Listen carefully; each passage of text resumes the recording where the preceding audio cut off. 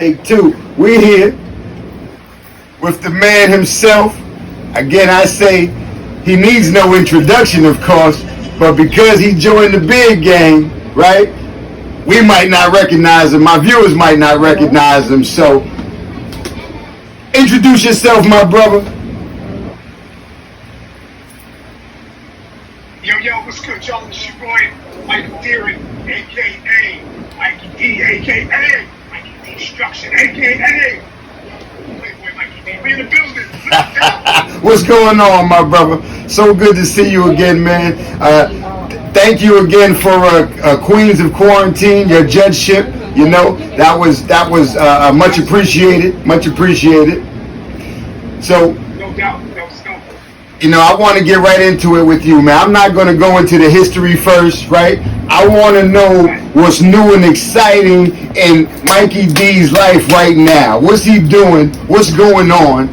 Because you know, you never out the game, right? You never out the game. You just laying low in the game, right? Exactly, man. My whole thing is silence is the best form of promotion. You know, I confused them with my silence and I surprised them with the results. So right now, as you can see, I've been super quiet as far as, you know, the music thing goes, but that means I've been up to something. So you're getting this exclusive right here, right now. I'm pretty sure the people on Facebook the other day saw me say that I was considering, you know, putting some new music out there. And then after that, the response was overwhelming. The following day, I got a call from a very popular producer, you know, saying that he wanted to do some work with me. And then even after that, another blessing fell into my lap. So things is about to happen. Put it this way. On 9/11/2020, I'm dropping an EP. And because I've been so quiet, the title of the EP is Talking That. I love it. It's 4 bangers, and it's going to be a problem. And not only are we dropping the EP, but this is what happened. This is so exciting. Sorry about that. That's all right. That's all right. Take your time. I'm excited for you. Take your time. Take your time. Let's get it. So the distributor, right, that I was using for this particular project, his name is Rob Schwartz. He runs Mag Distribution and Mag Multimedia. And when I sent him the 4 songs, wave files and everything, he hit me back and he was telling me like, yo, this is dope. And he asked me, he said, Mike, you plan on making any more music after this? I said, well, you know, right now, I feel that bug again, so I don't know if I can put it down. So he said, let me ask you another question, Mike.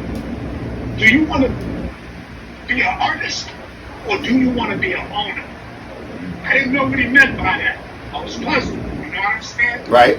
So when he broke it down to me, what he was basically saying to me is, me and him been doing business for a long time. We gained mutual respect and friendship with one another. He feels that I deserve my own company. So he blessed me with and set me up with my own distribution company. So now my new EP is coming out on my own distribution company, which is Pass the Torch Distribution, and it's Sony Music Group / The Orchid. Wow. So, there it is. Big news, baby. Big news. And you heard it first right here on DocWhiteBeard's exclusive YouTube channel, baby. Mikey D, coming out with the EP September 11th. Oh, man. Yo, we're looking forward to it. I was listening to some of your earlier music. You know what I'm saying? I was getting prepared for the interview. I'm listening. I said, damn, you know, this brother really got something to say. First off, you know, because I'm old school, so lyrics is my thing. You know what I'm saying? I love a message that comes along with the music, right? And in listening to you, I hear the message. I hear, that it's not just, as we were saying, today's rappers, right? Mumble jumble, mumble rap bullshit. You know what I'm saying? It's it's straight up fire, man. And I appreciate your early stuff. So I can only look forward to what you got coming in the future, man. Man, well, what I got coming in the future, if you enjoyed my older stuff, you definitely gonna enjoy the new stuff, because I didn't try to bring anything back. I just tried to enhance what we already had. So it's like I stayed in my lane, stayed in my own pocket, and you're gonna hear the authenticity. Hold tight, there we go. So it's gonna give you that feel that you had when you first started out with hip hop, because it's the boom bap. It's that boom bap. You know what I mean? Like, because today's music, people might say it's mumble rap and all of that, but it's not about the skill set anymore. It's more of a vibe. The harmonizing of the hooks and the beat just driving us a vibe. So, with us being older, I wanted to recapture that vibe that we used to have, but as an adult. You know what I'm saying? Right. So, my own pocket, my own lane, but it's in 2020. You know what I'm saying? And that's how we doing it. No question. That's a good thing, man. Speaking of hip hop and staying in our lane, right? Who are some of the do you plan on working with anybody, on this particular EP coming up, or are you going straight solo? Well, this EP is already complete, strictly solo. I just had, some help from a great producer over in London called Keith Figures, and one other producer named J King. They produced tracks on the album. I worked with a dope DJ. His name is E-Rex. We call him the Scratch Hook King, or Mr. Scratch Hook. And my man John Eldred, man. That's basically it. Okay. Got my man Cal Cutter doing the marketing. So, we got our whole thing in our pocket. No features and none of that. It's Michael Deering featuring Mikey D. That's how we do it. I like it. On Mikey D's distribution label, right? So, you got your own deal, yeah?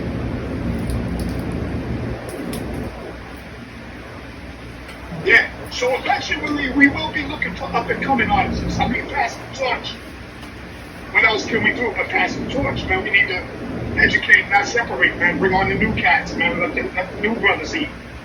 Yeah, I love it, man. That's what hip hop is all about. Hip hop is unity, And so that's right. What was your first introduction to hip hop, Mike? My first introduction to hip hop was like in 1980, 1981, sitting on the steps next door to my grandmother's house with my boy D Money, and him playing cassettes of Grandmaster Caz and Kill Crush Brothers, and the Busy Bee and Cool D battle.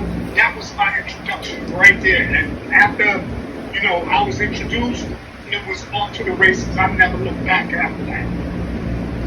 I know. Hey man, we around the same age. I'm 52, so yeah. I'll be 53 in November. That's right. So absolutely, those battles, especially with Busy. That's my man, Busy B, right? So that's our boy, Caz.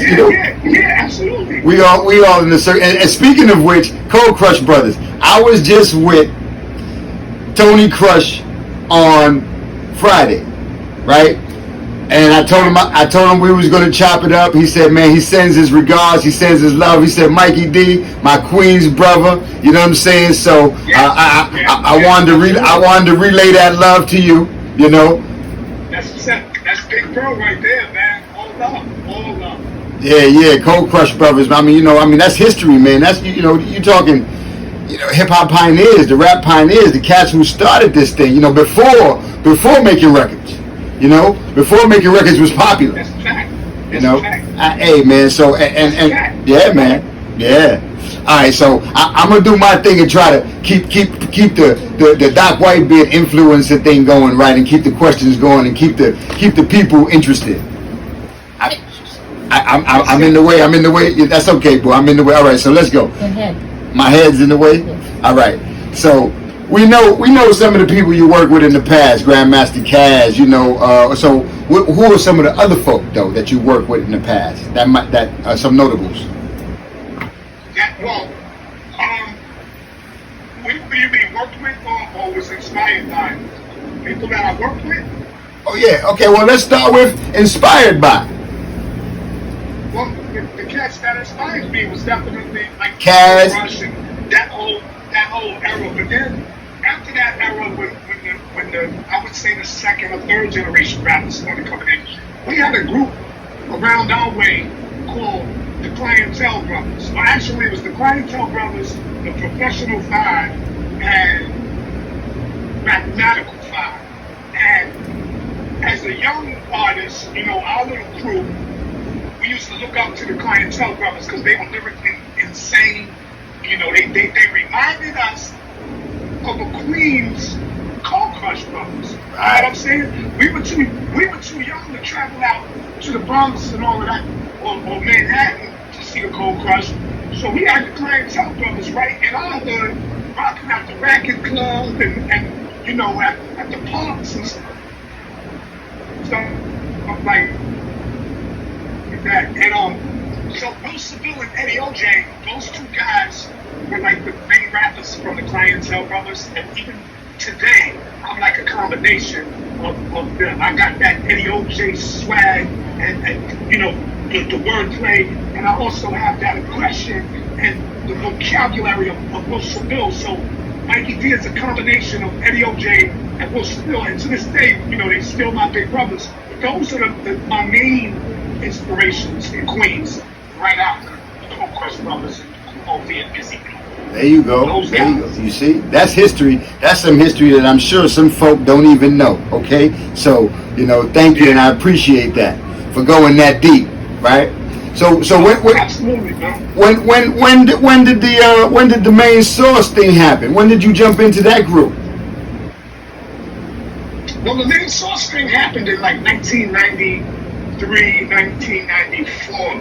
I had taken a little vacation away from hip hop because the situations were changing, and we had lost the legendary Paul C in '89, so I was like stressed out. You know, our label Sleeping Bag was going through things with us. You know, they wanted us to change our name at LA Posse because of another. So it was just a lot, and I left New York. I lost the camera. I'm here. All right, Sorry, there we go. Somebody just tried to call. No worries, all good. Yo, my camera's so smart. I'm gonna. When his screen comes off, it clears. All right, I'll put the do not disturb on. I got the do not disturb on. There we go. So anyway, I left New York and went down to Miami for a little while. You know, me and my boy TC. You know, we went down there and was just chilling out. When I came back to New York, I was hanging out with my boy Mike Beasley, and his cousin is Bo Higgins from Hush Production, Melba Moore's ex-husband. Right. Anyway, they had a nice studio downtown. I used to see Positive K all the time, you know, stuff like that. But long story short, they had this grand piano down there, and they used to bang on the piano, and I used to just freestyle. One day, the singer, Jeff Red, he saw me freestyling, and he was like, yo, bro, he said, I got a group that's looking for a rapper. They're already established. They just need a rapper. I'm not going to tell you who it is. Just take this address. Here's a number to call. Go meet them tomorrow or whatever. Right. So I took it the next day, you know, when we went to the address and stuff like that. As soon as they opened the door, man, it was Sir Scratch at the door. Looked mad familiar. I was like, okay, it's these main source dudes. You know what I'm saying? But at the time, I didn't know Large Professor had got the group. So, you know, Sir Scratch put me on the phone with his brother K Cut, who was in Canada, and he asked me to spin some stuff. So I spit to him, and the next thing I know, he was shipping me out to Canada. work on albums, you know. So that's basically how that went down. Thanks to Jeff Red. Shout out to Jeff Red, man, and my man Mikeys. Ah, that's cool. That's cool. I tell you, man, it's such a small circle, man. How you know, a small world, right? Jeff Red and Peter Wayne, they got to show up in Connecticut with my man Tony Crush, and we were just talking about that. They're doing their own R&B thing up there, right? That's so dope. Yeah, man. Yeah. That's so dope. Peter Wayne, that's my man. He's still doing his thing, Peter Wayne, man. You know. Yeah, he can't quit. It's all in his blood, man. All in his blood. Team Phyllis. I see. Also, you was down. There you go. Yeah, I seen you down. I was down with Team Phyllis because at that time it was me, Mercury, and Grand Wizard Rashid. We had elements of hip hop, and I had met Tito in person through my man Chuck Freeze, R.I.P. from the Jazzy Five. We were at a show down in we were in Manhattan, in Harlem actually. And me and Tito started chopping it up and we became mad cool. And like, it's almost like we were parallel. Like, you know, we had the same thoughts, and the way he was structuring Team Fearless was the same way I was structuring elements of hip hop. And then the two of us, we just kicked it, and I just started running 100% with Team Fearless, like, because he and Tito was like Batman and Robin at the time, you know. So that's how that was, man. Team Fearless. Yeah, man, and then, you know, you know my connection to Team Fearless. You know, Peso 131. That's my brother. That's my brother from another mother. We grew up together, man, in the projects of Manhattanville. You know. Yes, sir. Yeah, and as a matter of fact, shoot, for my viewers. Right. Thanks to that brother, he introduced me to this brother here. You know what I'm saying? And that's the truth, and that's the fact right there. So shouts out to my brother Peso 131 for making this connection, because you know this is this is what hip hop is. You know what I'm saying? Yeah, man. Yeah. All right. So you know, we talk about Mikey D, right? And my understanding is the way I hear it is Mikey D is a battle rapper. So do you consider yourself a battle rapper?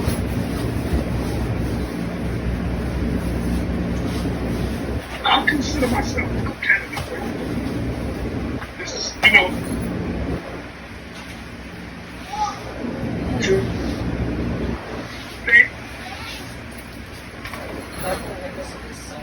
Hold on, we miss it. We check your connection. There you go. All right. Let's start again with that. So you said a competitive rapper, not a battle rapper, but a competitive rapper. Well, when I started out, I was competitive, so that's what I used to consider that a battle rapper. But you know, I don't want to mix up the battle rapper then and the battle rapper now, because that battle rap arena now is a whole different vibe. It's dope as hell, but I'm that dude that used to be spontaneous. Off the top of the head, comparing notes with the other guy in front of me. We didn't have time to study each other. It was on sight, you know what I mean? Not knocking today's battle rappers. They are super duper dope. But yeah. So back then they would definitely consider me a battle rapper. Okay. Definitely. And because right now, you know, you hear the rappers, right? So you know, we coming from a culture of hip hop. I guess that there is a distinction between, you know, us hip hop, right? What we know is hip hop and lyrics and things of that nature, and the rappers and rap. And because some of these battle rappers, I mean, you know, they're lyrical, absolutely, when they coming with punchlines and things like that, you know, and they taking brothers out. Yeah. But you know, it's something to the game right now that you know, it's a lot of negativity. You know what I'm saying? So I think, like back in the day where we come from, right? Hip hop, our culture was really uplifting, and there was a culture that, you know, was really more so geared toward telling what the truth was going on in our communities, but, you know, trying to fix some of the problems in our community, right? in just my opinion, and some of the stuff that we hear these days, you know, they're not necessarily trying to do that. You know, they're just talking about some of the things that are really negative in our community. You know what I'm saying? Drug use, killings, and you know, still with the, you know, bitches and hoes and stuff such and so. But you know, that's part of what we do. I understand that. But how do you feel about that? Right. Well, I don't knock the younger generation. They do. I don't knock any man's hustle. And like I just said recently, man, I just said this to a young lady that's up and coming, man. We gotta make the industry, the higher ups, you know, they have to be held accountable for what they're releasing to the public. Because when we were out there giving our message and fixing things, the higher ups didn't want it fixed. You know what I'm saying? That's because controversy always sells. And a lot of the rappers that's coming out now is for the bag. The industry is all about selling records. So it's a money thing. They're going to go with this is at, not where this is at. You know what I'm saying? Right. So the people that are behind this music and pushing this agenda are the ones that should be held accountable. The artists just want a bag. I get it. You know what I'm saying? The artists just want that money. They don't care about the other things. You feel me? Right. So you got a label that's gonna push that type of music. They won't push the stuff that is positive because positivity doesn't sell, and they don't want it to sell. You know what I'm saying?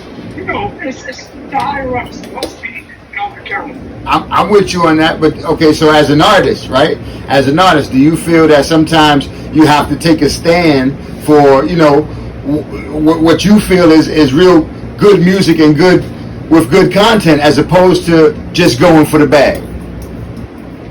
For me, I don't rap from my pocket. I rap from my heart. You feel me? What comes from my heart goes to my pen. What goes to my pen comes out my mouth. You feel me? I don't do it for the bag. So I always understand. Every time I represent. You know what I'm saying? Right. Because that's just the type of integrity that I have. My talent, I mean, my integrity and my morals outweigh my talent any given day. So it ain't about a bag for me, because that'll come eventually. I'm gonna just stay in my lane, and I'll eventually get to the finish line. That's how that's gonna go. That's it. That's true facts. That's true facts. So, what would you say? What would you say is your contribution, or what would you say you've contributed to the hip hop culture, Mike?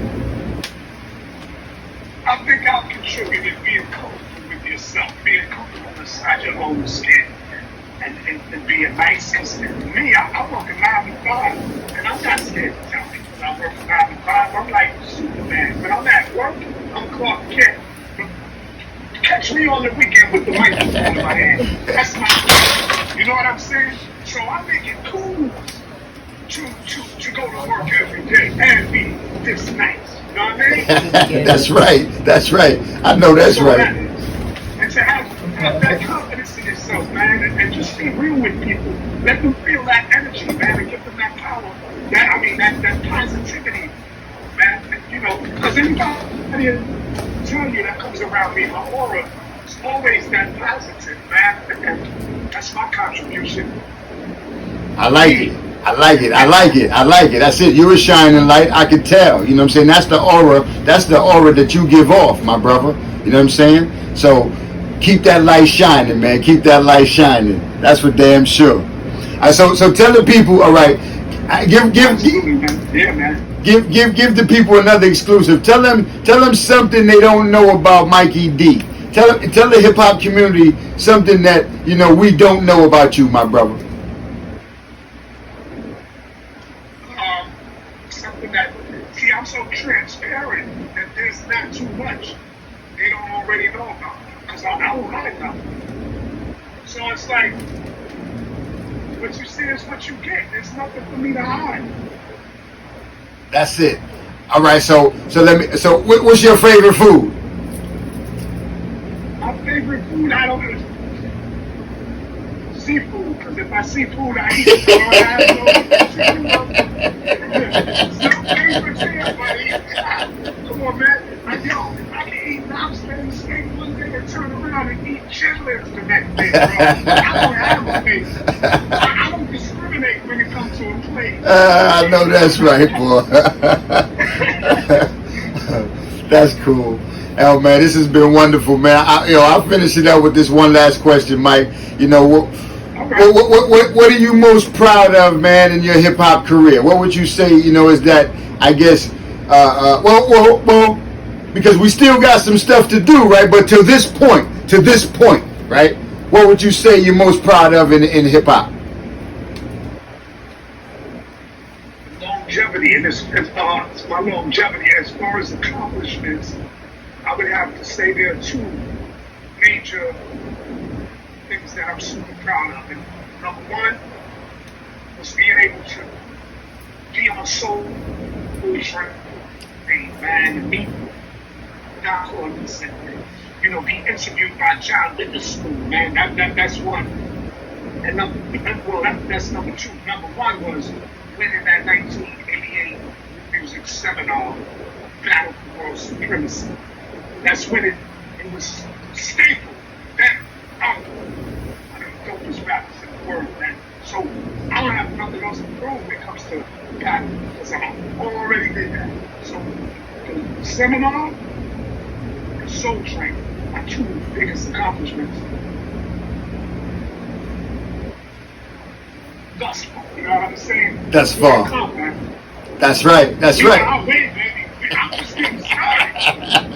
I know, because I know, hey, if you feel what I feel inside internal, man, there's so much more life right now, you know, and to live, oh my goodness, man. Yes, sir.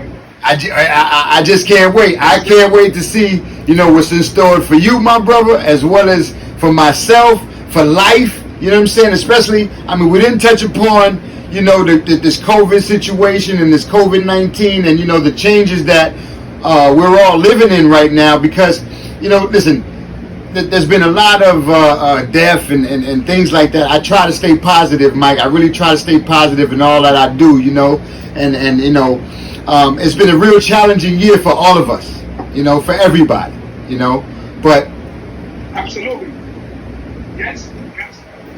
We got to find a way to get past that. And, you know, for me personally, it's, you know, to keep moving, man, to keep motivated, to keep striving. You know what I'm saying? That's my man Busy B would say, you know, keep striving in his old joint. But, you know, that's what it's all about, man. You know, being that, look, this is a new way to interview, right? So, you know, I would love to be sitting right next to you, and I'm sure in the future, hopefully we get to do it again, and I'll be able to sit right next to you and chop it up, you know what I'm saying? But this is right now, we'll do our new normal, you know, I'll let the people in, we'll keep going as you know, as we say, right, we got to keep abreast of what's going on in the future, or for the future. I got my college student children, you know, the 20-year-old, the 22-year-olds, and, you know, they're all internet savvy and things of that nature. So I got to make sure that I'm on point with all of this stuff, you know, and, you know, so that's where we at, man. You know, I thank you so very much. Hold on. Hold on yet. No, we froze. I'm waiting on you. Go ahead. Come at me. Oh, check it out, man. I forgot to mention, man. Pass the torch. Also, I have a platform similar to this, and I'm gonna need to interview you for my platform. Pass the torch is a platform that I came up with. It's pass the torch, educate, not separate. So basically, what this means is give everybody a fair opportunity to speak, whether it be old school, new school, whether it be commercial artists or underground artists. If there's some sort of argument, maybe we can get both artists on the same platform at the same time and have a friendly debate, be able to walk out there with understanding of each other. You know what I'm saying? So I almost forgot to mention that pass the torch. And aside from my distribution company, so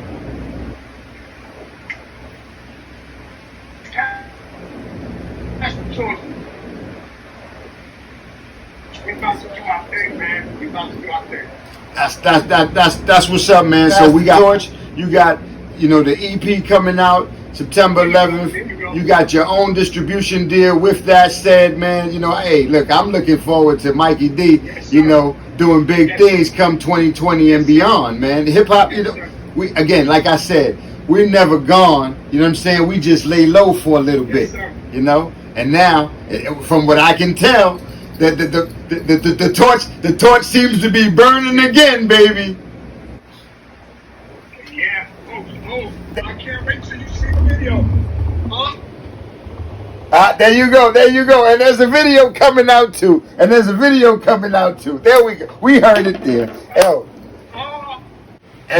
So we looking forward to that, my brother. Hey, listen, man. It's been a pleasure. I thank you for this exclusive, man. I'm going to post this. This is being posted all over the place. I send it to you for social, you know, for our social media and all that stuff. You know what I'm saying? Absolutely. As a matter of fact, when you send it to me, I'll post it on Pass the Torch, man. And we, you know, one hand wash the other. Absolutely. Love is love. You know, love is love. And that's what we are in the hip-hop community. Listen, if you're true to this game, it's all about love. All about love. Man. It don't matter whether we black, white, orange, blue, green, whether you come from the Congo or whether Canada. We are one, man. You know? And that's the true meaning of this. You know? So, yo, my brother, again, I appreciate you. You know, again, looking forward to beautiful and big things in the future. And again, I can't wait to get on Pass the Torch, because that's gonna be fire. I see what you're doing over there, you know. Yeah, well, you know. That's what's up, man. That's Again, what it is, man. Yeah, man. Appreciate you. Again, DocWhiteBeard, we out. Mikey D, Mikey Destruction. Peace and love. It's been a pleasure, man. All the time, baby. I'm gone. All right.